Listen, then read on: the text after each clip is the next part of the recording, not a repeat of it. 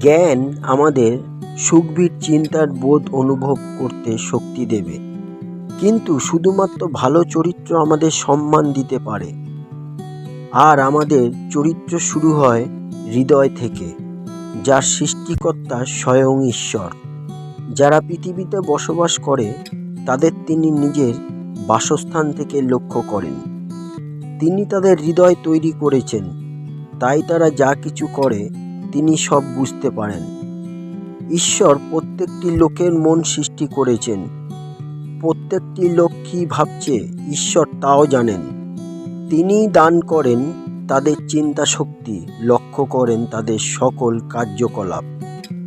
আমি প্রভু পরমেশ্বরের অনুসন্ধান করি, মানুষের মন যাচাই করি। প্রতিটি হৃদয় তার জীবন যাপন ধারা অনুযায়ী, তার কর্ম অনুযায়ী ফল দিই তাকে।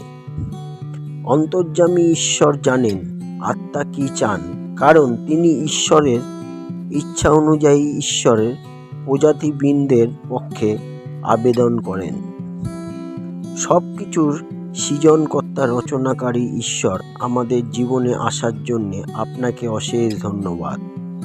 আমাদের পথ সত্য ও জীবন দেখানোর জন্যে আপনাকে অশেষ ধন্যবাদ, এবং মিথ্যা থেকে মুক্তি করার জন্যে আপনাকে অশেষ ধন্যবাদ। হালেলুয়া, জয় যিশু। বাবা, আমাদের এই দুর্বল পাপী মনের সম্পূর্ণ সুস্থতার প্রয়োজন, যার চিকিৎসা একমাত্র আপনি করতে পারেন, কারণ আপনি সৃষ্টি করেন, সুরক্ষাও করবেন।